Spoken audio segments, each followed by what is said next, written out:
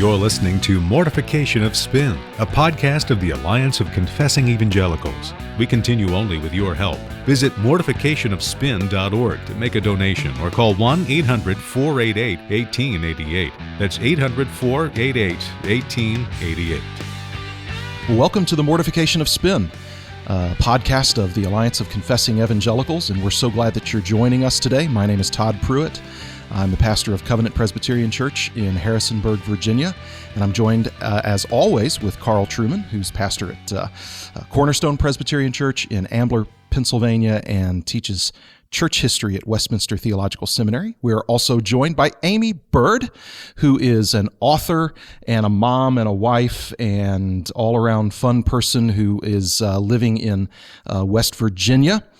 Cue the banjo music at that point, I think is what we typically do.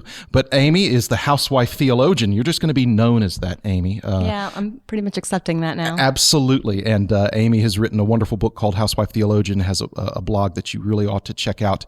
And so good to see the two of you. We have a special guest with us that Carl's going to introduce. Yeah, it's good to be here, Todd. And it's a very great pleasure today to be able to introduce to the listeners a lady I actually had the pleasure of meeting last year when I was visiting the United Arab Emirates. This lady lives in Dubai with her husband, Dave. She's got 4 children. Along with Aimee Byrd, she's one of the pioneers of reformed chick lit. She has a wonderful book out from Crossway called Glimpses of Grace, and also another book that is due to be published fairly soon, entitled Treasure in Christ When Your Hands Are Full. My guest is Gloria Furman, and she and her husband, Dave, are currently working in Dubai. And welcome to the show, Gloria. Thanks for having me. It's great to have you on board. And I wonder if you could start off by perhaps introducing yourself more fully to the listeners. Tell us what you and Dave are doing in Dubai. Absolutely. Dave is the pastor of Redeemer Church of Dubai, a church plant in downtown Dubai. We're here helping train and equip and plant more churches in this region. So we've been here for 5 years now. We've got 4 little kids, 3 of whom were born here. They're our little desert babies.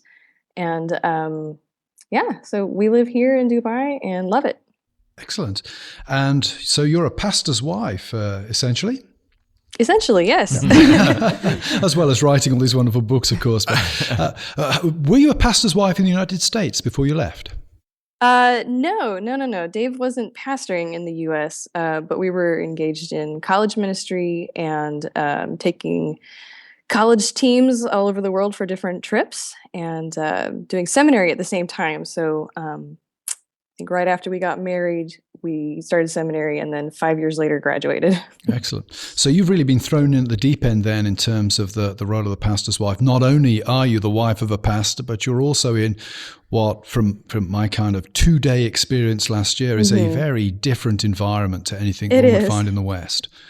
Yes, yeah. It's an international church. So an international church is made up of people from about 50 to 70-ish nationalities, depending on the Friday. We gather on Fridays because that's the holy day here and the day that most people, if they have a day off work, that's the day they've got off. So we meet on Friday mornings.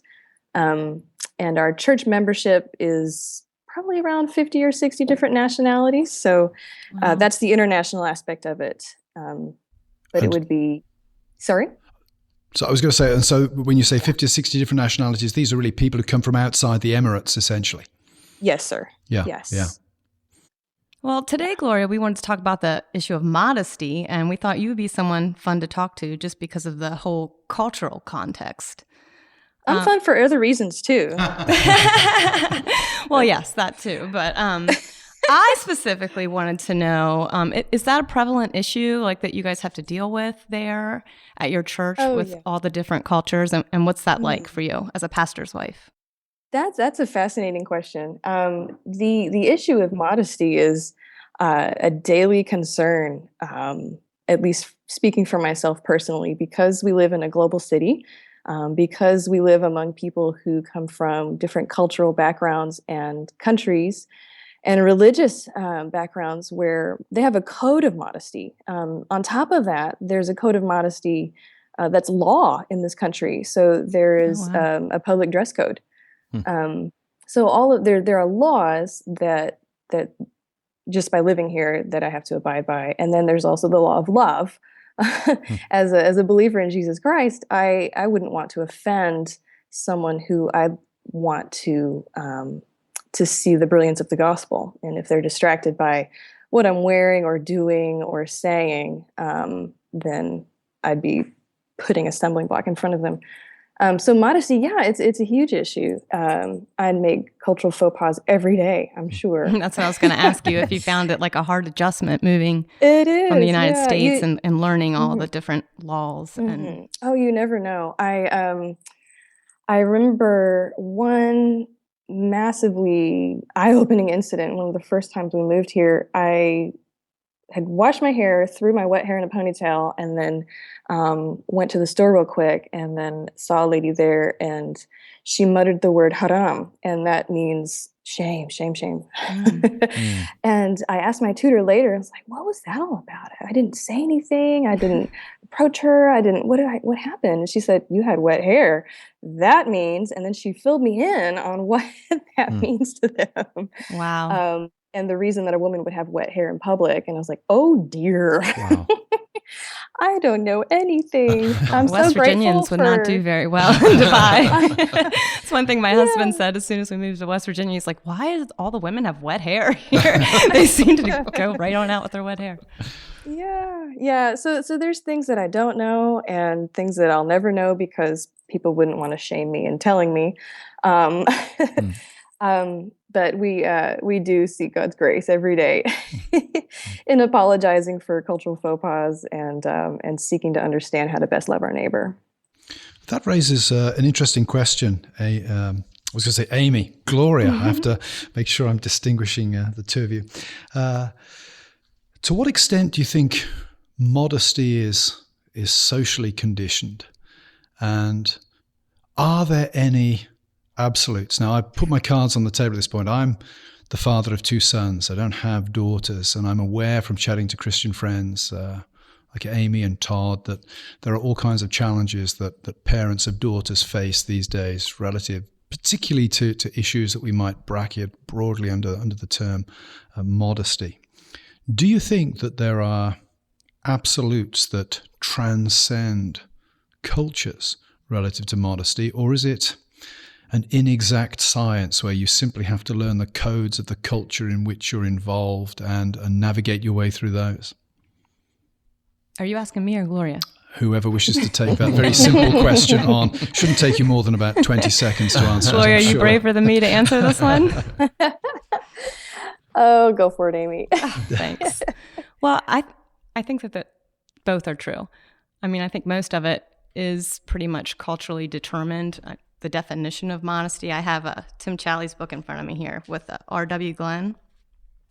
And they define modesty as that virtue which is respectful of a culture's rules for appropriate and inappropriate dress, speech, and behavior in a given situation, which is something that we don't really bring up very often, is also the speech and the behavior part of it. And also I pulled up 1 Timothy 2, 9 through 10, likewise also that women should adorn themselves in respectful apparel with modesty and self-control, not with braided hair and gold or pearls or costly attire, but with what is proper for women who profess godliness, with good works. So I really think that there's a non-excessiveness that modesty entails. And a lot of times we talk about that with how much skin we show. And so non-excessiveness is something we want to think about. But also, just think about the pop culture now. Our culture, there's a song out by a teenager from New Zealand. Her name's Lorde, and she's kind of like a pop indie singer. And it's called Royals. I don't know if you've heard of it. Carl probably has. It's great not having daughters when I hear about pop singing. Well, she's kind of busting on pop culture and what it's telling teenagers that, that superstars should do. I wrote down some of the lyrics. I actually wrote an article about it on my blog, but the chorus says, but every song's like gold teeth, gray goose, tripping in the bathroom, bloodstains, ball gowns, trash in the hotel room. That's the excessiveness of rock star Hollywood or movie star Hollywood. And her song is pretty much saying, we're not caught up in your love affair. So, I mean, there are ways where we have to take this bold stand and say, that is definitely not modest, even if our culture is doing that, even if our culture is advertising that.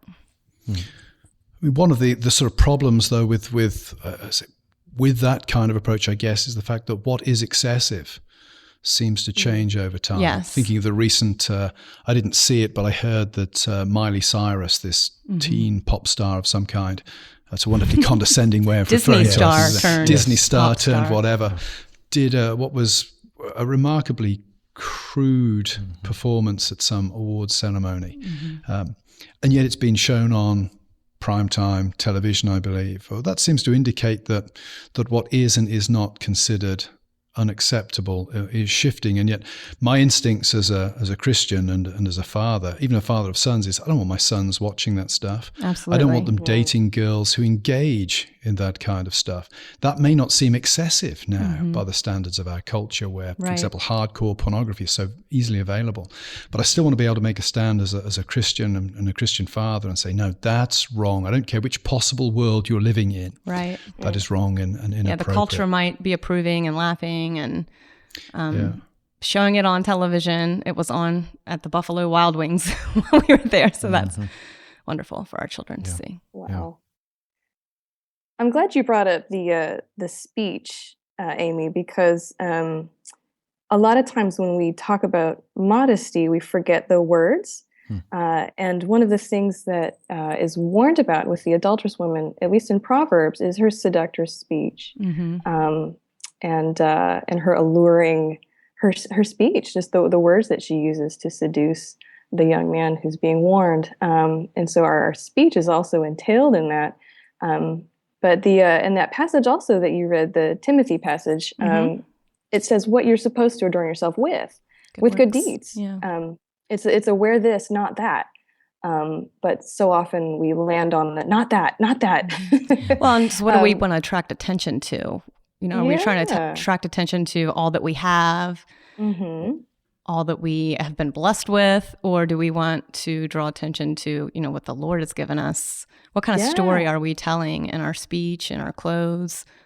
I really like Mary Kyson's book, Girls Gone Wise. She talks about that issue of the story that we really tell with clothing. And she says, clothing bears witness to the fact that we have lost the glory and the beauty of our original sin-free selves. It confesses that we need a covering, Christ's covering, to atone for our sin and alleviate our shame. It testifies to the fact that God solved the problem of shame permanently and decisively with the blood of his own Son. It also directs our attention forward to a time when we will be further clothed with spotless, imperishable garments. And I just think, wow, that's something positive here that we're talking about with clothing. And so we need to be careful too. Like sometimes we want this utilitarian dress code within the church. And, you know, our God is a creative God. And there's so many different things that we can reflect about who he is in our speech and in our clothing. And that's beautiful. Yeah. And it's, you know, I mean, in an attempt to be modest, I wore a denim jumper today, but it's very, very short. and so. It's telling quite a story to Carl and I. I'm amazed that your wife allows you out of the house looking like you do, Todd. You're a disgrace. It goes really well with the Converse sneakers, That's right. Gloria, I'm just struck by something that you said earlier, just in description of your church and the number of nationalities represented. Because even as we've talked some already about the issue of modesty, I'm just sitting here as a pastor wondering about the challenges involved in pastoring a church, being a part of a church that has so many different people from so many different nationalities and cultural reference points, and it touches on every conceivable area, of course, not least of all on issues of modesty. But I'm also stunned by the foretaste, that is, of the wedding feast of the Lamb, when men and women from every nation and language and tribe will be gathered around the throne, and how God in his grace can give us in this lifetime just a bit of a taste of that. And when I hear you describe your church with that many different nationalities. I see that as a real foretaste of that day. But I wonder, and I know that this is a huge question, but I wonder what's a typical Lord's Day like? What's a typical Sunday like with men and women from that wide array of backgrounds and cultural reference points? What's that like as being a part of a church like that? Yeah. Well, Sunday would be the first day of the work week. Gotcha. So everybody would be at work. Yeah. But on Friday mornings, we gather around the gospel, preach the gospel, sing the gospel, pray gospel-oriented prayers. It is quite astonishing to walk into the room and see all your brothers and sisters, and they look nothing like you. Mm-hmm. And they just all radiate the love of Christ. I was particularly encouraged this morning to see a young woman who looks just like me. She's from the United States of America, and she's here, and also see another woman who is at great risk, comes to attend church. And another woman who I know, she would love for her children to come, but they're not allowed for her husband's rules for their religious background. And it's incredible to consider how we're all oriented around the gospel instead of our preferences. In Dubai, there's really not very many churches to choose from. Right. So we don't quite get the, I think I'll hop over to this one this Friday, or hop to that one next Friday. Everybody is so grateful to have a gospel witness in this place. And I think people recognize the uniqueness of that and how special it is. And so, it's humbling. If I wanted to sum it up with a word, it's quite humbling.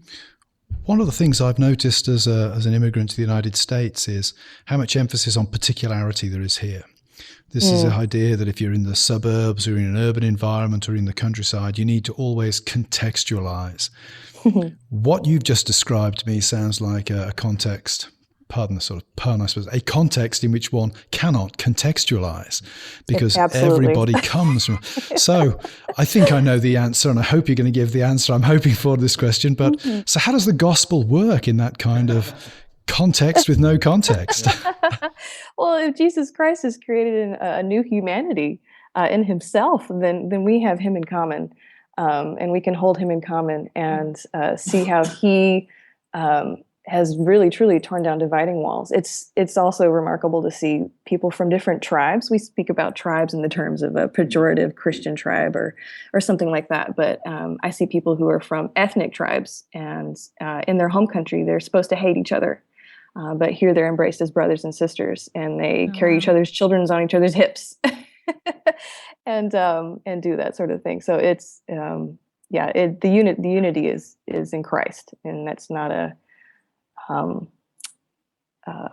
light thing.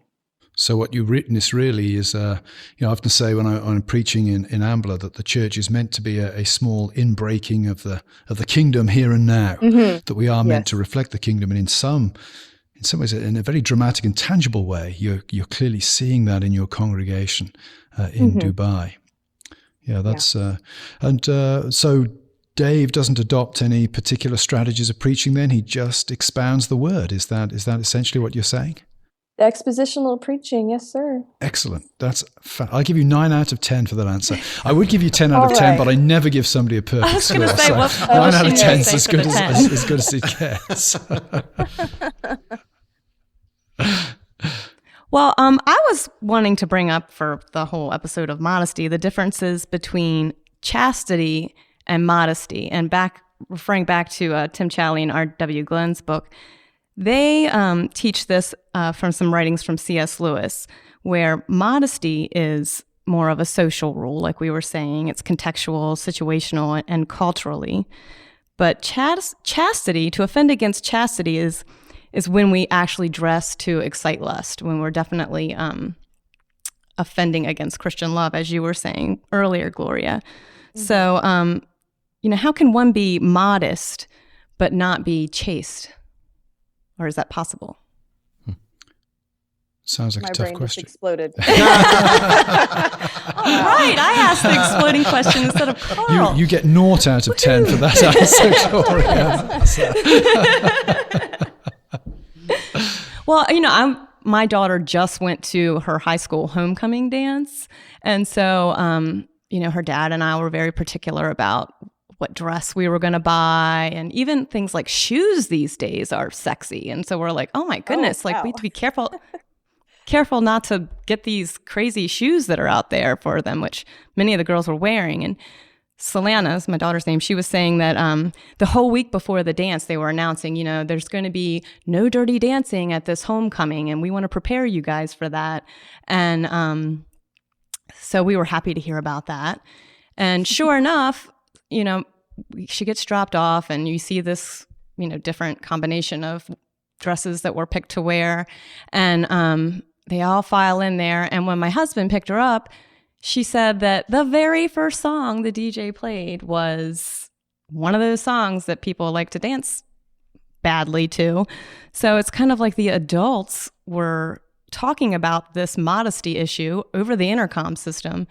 And, maybe these girls are showing up in dresses that are just fine with shoes that are just fine. But then once they got out there on the dance floor, they weren't moving in a very chaste. They may have looked modest. They may have been able to go out to dinner and people say, yes, that's a very modest, nice dress for your daughter for the homecoming dance. But that same girl could have been inside the building not being very chaste. Mm-hmm. That would be one example that I would give that was recent to my life. And I would add I'm a father of 2 sons. Often when we think about modesty, mind goes to what should teenage girls wear. I think as a father of sons, I was at my son's high school graduation in May this year, and I was horrified at the clothes that some of the girls were wearing. From the perspective of my son, if as a Christian father you're attempting to cultivate within your son respect for women, you're trying to cultivate an idea that women are more than just their sexuality. There is, I think, a responsibility that Christian parents have to the children of other people. Parents of daughters also have a responsibility to the parents of sons out there. I'm just about young enough to remember what it was like being a teenager. I think as a teenage guy, you think about sex all the time. I think that was certainly my experience. I'm assuming that I'm not excessively weird on that front. I don't think that even in this culture that teenage girls understand that really. Yeah, right. It's hard enough to remain self-controlled and chaste as a teenage boy, period, without having to put it sort of crudely, without having a cattle market presented to you every day. So one of my sort of concerns as a Christian dad is that it's not just a question of what fathers of daughters want their daughters looking like out there. It's also that responsibility to the wider Christian community to be part of promoting an appropriate attitude to other people and an appropriate attitude to sexuality. I don't know if any of you have any thoughts on that. I was wondering, Gloria, have the modesty laws in Dubai, have they fixed the problem of human lusting? Good question. No. Yeah. No. You can't adjust a heart at that kind of level. There's an idea that it's kind of along the lines of a works righteousness, but it's like a works purity. So in some of the religions here, you dress in a certain manner, and it's supposed to say a certain thing about your purity. But from what we know about the biblical idea of purity, it's a heart issue. So in that way, like Aimee said, you could be modest but not chaste, and it doesn't solve your heart problem if you're dressed up appropriately, or if you're looking at someone who's dressed appropriately to exemplify a pure person. The issue of the heart is it's where that's all localized. And I wonder, do you find in your particular cultural setting that perhaps, this is going to sound like a leading question, and maybe it is because of some assumptions I'm making, but do you find that there is perhaps a tendency in your current cultural setting for there to be perhaps a lack of public honesty about certain sinful behaviors? Here in the U.S., of course, there's studies taken every 3 weeks about the sexual activity of teenagers. But I wonder, in your cultural setting, is there perhaps an unwillingness to acknowledge what still may be going on despite the purity laws? I think so. And I think it would be fair to say that so much more happens that people are unwilling to talk about because of their honor and shame that it brings on a family. Right. So I'm thinking of an example of a young woman who was reported to have given birth to a full-term baby at 7 months. And it was an 8-pound baby, and he was only cooking in there for 7 months. And it's amazing, it's a miracle. But and that's exactly how long they'd been married, 7 months. Right. Yeah. So it was touted as that's a wonderful, fantastic miracle, instead of, we all really know what's happened here. You don't get a 7-pound, a 7-month, 8-pound baby. But so I think honor and shame would play a significant role in that. Right. And you're in. You mentioned those words, honor and shame. You're very much in a honor-based culture. Some would say a shame-based culture, depending on which direction you're looking at it. Which I would think, obviously, then the gospel has a great deal to say. Obviously, to all of us. But when you're in a culture that is so grounded in those terms of honor and shame being this terrifying thing. The gospel has tremendous opportunities. The notion of grace, I would imagine, is very, very alien. Yeah. It is. The majority of the cultures here would probably be under the honor and shame category, if you're going to categorize them that way. One of the reasons that we so love speaking with people from these backgrounds is when they're confronted with the biblical idea of grace and Christ taking shame, you can see the burden lifted. I'm sure to them it almost feels tangible because they carry that, and it's a motivating thing for everything they do and say, how they carry themselves, what car they buy, and what their children are wearing, and what they say to different people, and how they interact with different socioeconomic strata in the city. And it's just such a governing reality. But when you really grasp the governing reality of the gospel of Jesus Christ and Christ bearing away your shame, you get to see the burden just lifted. That's good. Well, it's been really super to have you join us today, Gloria. Thanks very much for all of the food you've given us for thought there.